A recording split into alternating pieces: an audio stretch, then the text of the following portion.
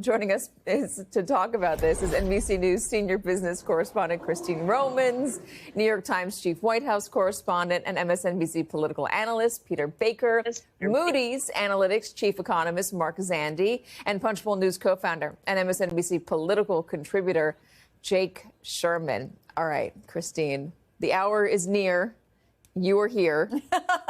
Tell us what you know. You know, I'm not even going to guess what the president's going to do because the reporting has been all over the place. He has said he wanted true reciprocal tariffs. If somebody has a big tariff on a U.S. product, he's just going to flip it and do the same thing back to them. That's 200 trading partners, 12,500 tariff lines. That's potentially 2 million tariffs. That would be really hard administratively. I suspect it will be a level of tariff per country, maybe by sector. We just don't know for sure. All right. So, Peter, on that history lesson, on the Smoot-Hawley tariff, on what happened in the Great Depression, I mean, there's a lot of consternation about doing something like this and not having a plan behind it. Is it wrong to bring up that history in a moment like this? Well, I don't think it's wrong because it explains why you haven't seen a president do what this president is about to do. The idea of this kind of across the board tariff policy has been anathema to presidents of both parties, really, in the post-Cold War era, because, in fact, the memory of that experience back in 1930. It doesn't mean this is going to happen again. It doesn't mean this is going to be the same kind of tariff.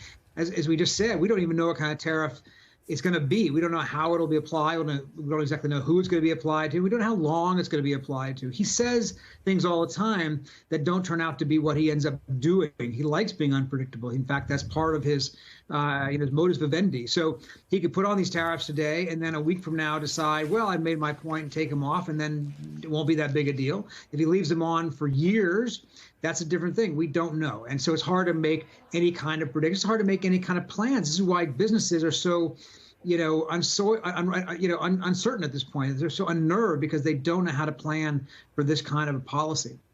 Yeah, and he's going to be announcing it at 4 p.m. after the market's closed. So we're not going to see the real effects of it until the morning. I wonder, was that pre-planned? Did they want to do this at the end of the day so that they wouldn't have to deal with any sort of immediate reaction? Yeah, and that way you give the markets at least a few hours to absorb it before the overseas markets begin reopening in Asia, for instance, and obviously back here in the United States in the morning.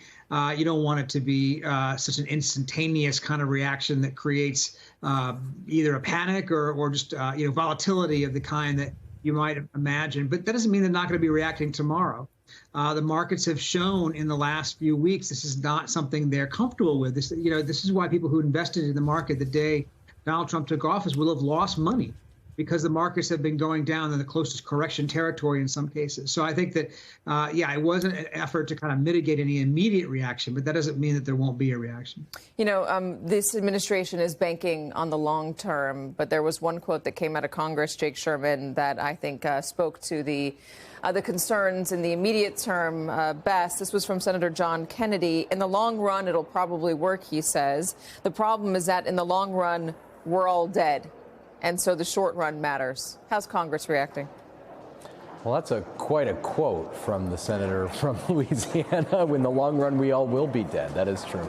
Listen, the bigger concern, Katie, in all of this is that Donald Trump does not face voters again. I mean, unless he finds a way to run for a third term, which who the hell knows, but he does not face voters again. And in 580 days, a third of Congress, not a third, but, 280 something Republicans do face voters again, and they face them every weekend. And we wrote earlier this week, I mean, it's easier for Trump to make decisions that are divorced from political considerations, right? Because he shuttles from the White House to Palm Beach to Bedminster and is surrounded by people who mostly agree with him. Members of Congress don't challenge him. And he feels like in this term, and Peter alluded to this, that he can make decisions that he thinks are right without weighing other people's views. And members of Congress, by the way, who are inherently Republican members of Congress against trade wars, they don't think that this trade war is any better than any other trade war. So if you are a member of Congress, a Republican member of Congress, and you're going in front of your constituents in a year, and their 401ks are smaller and they're paying more for goods, and prices have gone up, the market's down, consumer confidence is down. And the argument is America will be stronger at some point in the next decade. I don't know how much weight that holds in a year that's already structurally favoring Democrats. So, I mean, and the White House is and Republicans are very, want to say to me, well, you just don't understand this. And maybe that's right, I don't. But the facts that I've just laid out are immutable and seem to be, and these are this is what is being relayed to me by Republican members of Congress, some of whom are supportive of the president down the line. On this issue, they have serious concerns.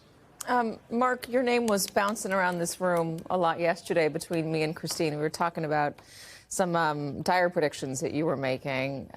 I'll ask you what Jake just mentioned. He says that he's hearing from Republicans that he just doesn't understand. Do you understand what Donald Trump is trying to do here?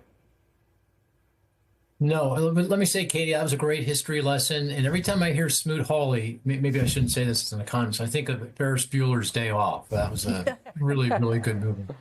I'm confused. You get 100 economists, poll them, and economists are great about debating everything. We can get different opinions, get 5 opinions from 3 economists.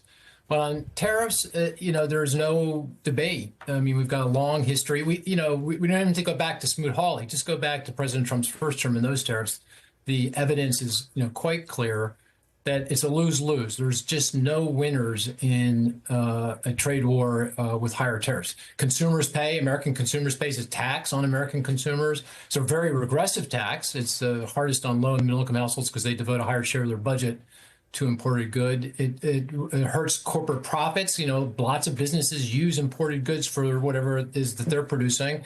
It invites retaliation, and in the longer run, it reduces competition, right? So if you're protecting an industry, they're not competing. If you don't compete, you don't invest as aggressively. That hurts productivity, and ultimately it hurts competitiveness. And you're back, looking for even higher tariffs. So I don't know. Totally confused. I don't see any upside here whatsoever. I just see nothing but downside. Now, I'm hoping that the president figures out a way to pivot here and backtrack on the tariffs and declare victory and move on. I think he did that in his first term. I'm hopeful he does it again. If he does, then we're going to avoid a recession. But if he goes full bore here, Smoot-Hawley, 20% effective tariff rates, and there's no leeway, I think we're going down the rabbit hole. That's a recession. Make the prediction that you were making yesterday in the Washington Post. There were a set of predictions, but what's the worst case scenario? Yeah, the worst case, and when I say worst case, I don't expect this, but this is kind of a bookend to give you a sense of things. If he goes full 20% effective tariff rate, and just for context, before he took office the second go around, the effective tariff rate was 2.5%. So if we go to 20, you're back to Smoot-Hawley. And if you assume full retaliation, so the Chinese are going to retaliate tit for tat, but let's assume Canada, Mexico, EU do the same thing. They come back with comparable trade actions. Then we get a very severe economic downturn. Just to give you a concrete number, the unemployment rate, 4%. We've been at 4% now for 3 years. That's full employment. That is absolutely as good as it gets. That will go to well over 7% a year from now. That's the kind of recession that we would face if he actually went down that path. So again, I don't think that's what under the darkest scenario. That's the worst case scenario. I don't think we're going there, but it gives you a sense of where we would go if the worst case scenario were to unfold. I hate, Christine, having to try to play predictor of what Donald Trump's really trying to do here. It feels like we're doing the work for him. In the past, he said that these are all opening negotiations, and they try to argue that this is the way to get people to the table. It's the way to force countries to play fairly or to give us better terms. We have seen some countries take the tariffs off imported American goods ahead of this in order to try to get on Donald Trump's better side. I think Vietnam was one of the countries. Are any of the advisors telling you that this is the play here? And if so, does Donald Trump have concrete goals? I don't know to the first part of that question. And in terms of the goals, we've seen that goalpost moving. First, it was fentanyl, right? And then it was reshoring U.S. goods production. And then it was all this revenue that's going to come in. We've heard up to $6 trillion over a decade. But if you are successful in reshoring, then you don't get the revenue because you're not going to have things taxed because they're going to be made in the United States. So that doesn't last long term if you really are reshoring. So what is the goal? Garrett Haake, our colleague, used this great analogy. He said that Donald Trump uses tariffs like a Swiss Army knife, although that would have a tax on it, I think, now. But anyway, import tax on your Swiss Army knife. But he uses it for a lot of different things. And this is his favorite tool, and he will keep using it.